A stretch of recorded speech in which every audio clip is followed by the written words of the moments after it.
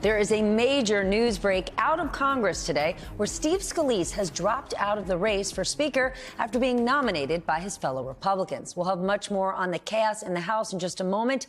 But first, let's begin our broadcast with Israel, who is continuing its siege on Gaza, launching more airstrikes 6 days after the Hamas terror attacks. The bombing is intensifying as Israel is building up its military forces along the border with Gaza for a potential ground invasion.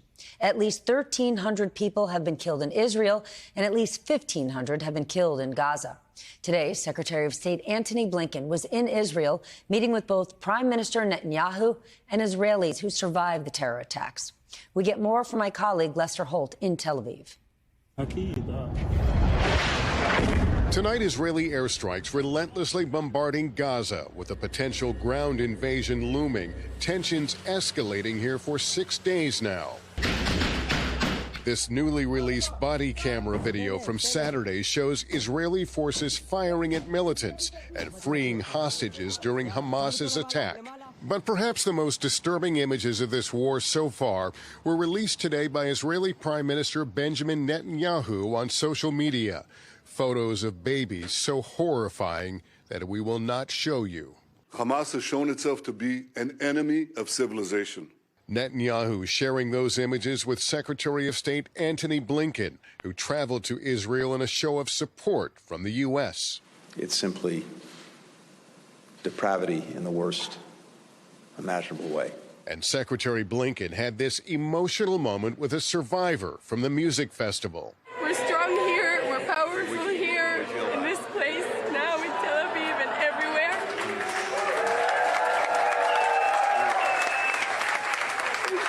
I sat down with him soon after. Is there a greater risk of a regional war at this point?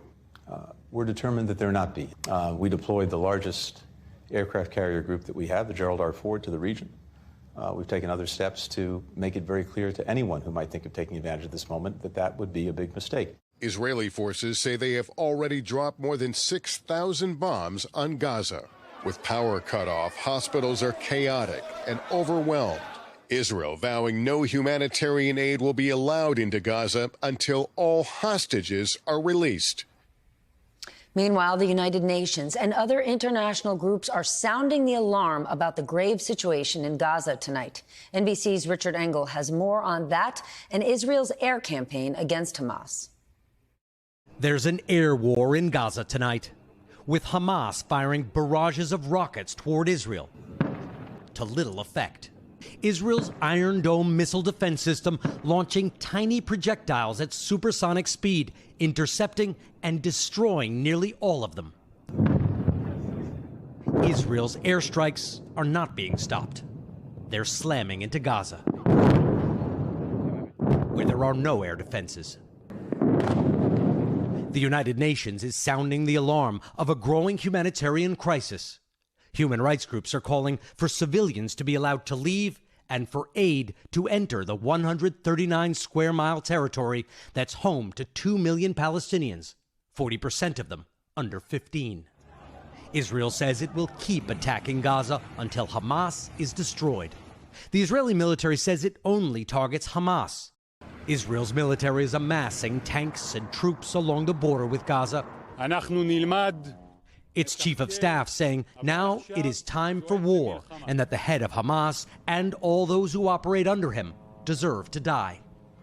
22-year-old Palistia Al-Akkad lives in Gaza. The media is barely covering any news because of the situation. There is no electricity, there is no connection. Like, Israelis are literally bombing everywhere, nowhere is safe. The Gaza Strip is bordered by Israel, the Mediterranean Sea, and Egypt. All exits are closed and blocked. Refugees are not streaming out. This isn't Ukraine. No one is taking in the people of Gaza. The United Nations now says at least 12 of its own aid workers, including a doctor, have been killed in Gaza. Earlier on this network, one U.S. staff member described the grave conditions there. The needs on the ground are huge. We are running out of supplies. We do not have any access. We are not able to bring in any supplies inside the Gaza Strip. We have people on the ground who continue to respond, but they themselves have been impacted UNRWA is the largest UN agency working in the Gaza Strip. We have 13,000 staff. These are teachers, doctors, nurses, sanitation workers, emergency personnel. But they're also terrified. They're exhausted already. They're terrified. They told me yesterday this could be the end for all of us here in Gaza.